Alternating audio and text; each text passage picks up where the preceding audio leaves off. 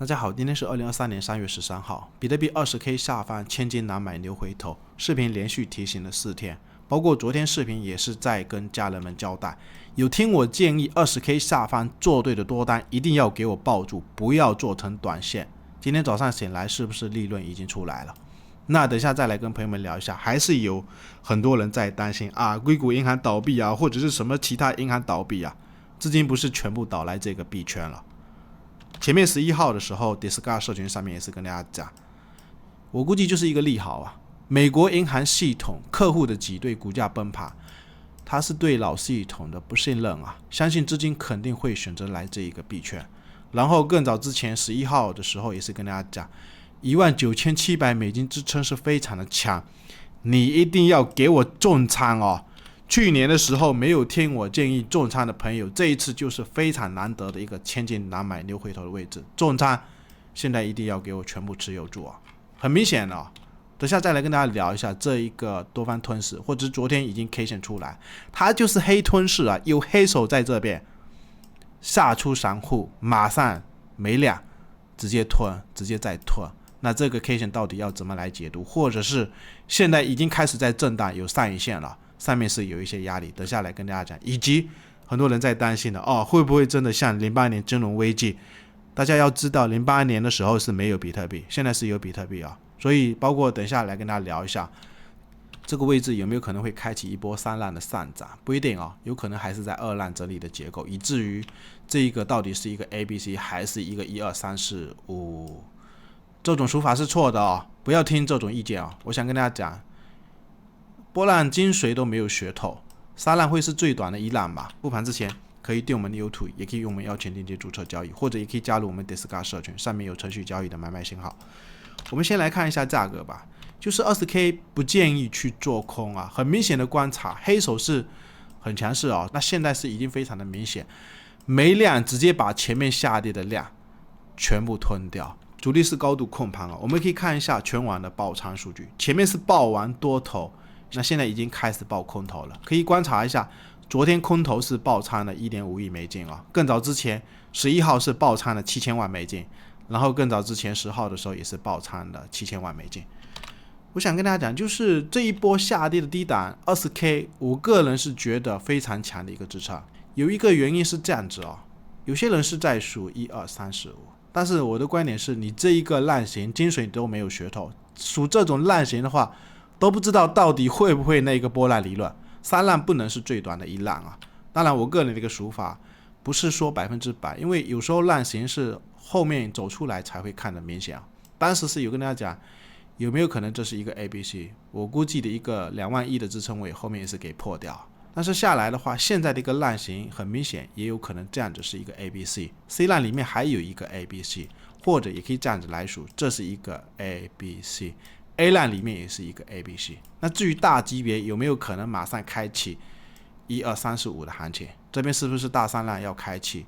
不一定哦，有可能这边2浪还没有调整结束。如果2浪是一个 A、B， 还有没有一个 C？ 我估计整个区间全部都还是在震荡，也是跟大家讲的有一段时间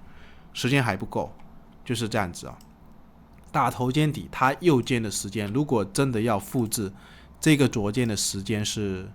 140天，那右肩的时间有没有可能会复制140天？也是不排除，都有可能有没有可能到今年的6月份会不会开启一波大涨的行情？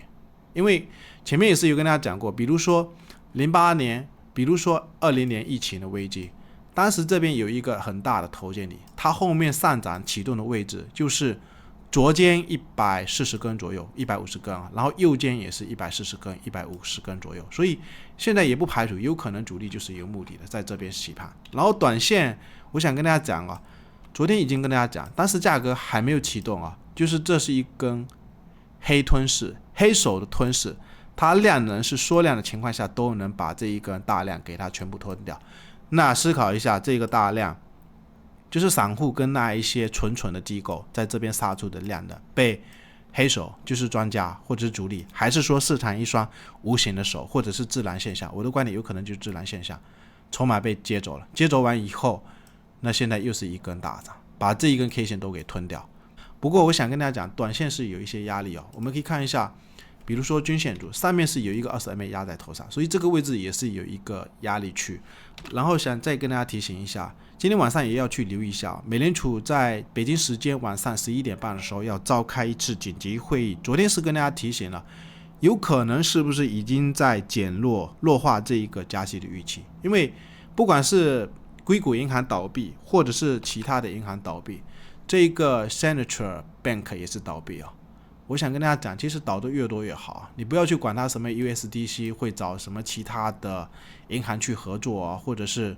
我的观点，你不然就直接持有比特币就行了。因为我个人早在去年的时候都已经重仓了。然后我想跟大家讲，有些人是担心会不会复制08年的金融危机，其实你不用去管这个08年金融危机，当时是没有这一个比特币啊，没有这一个去中心化的东西。银行倒闭，中心化的东西真的是太烂了。包括今天早上也是在社群上面跟大家发的一些，比如说消息，美联储是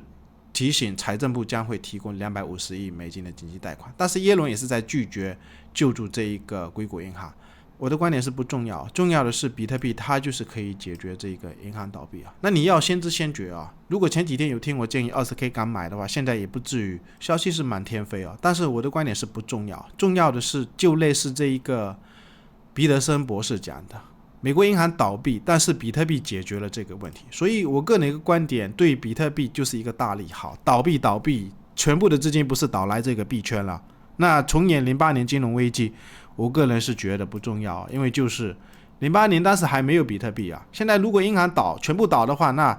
全来这个币圈是最好。所以希望朋友们，如果真的有资金在欧美的那些银行，赶快转来这个币圈啊，或者是其他国家的银行，资金也不要放在那个银行里面啊，全部转来这个币圈。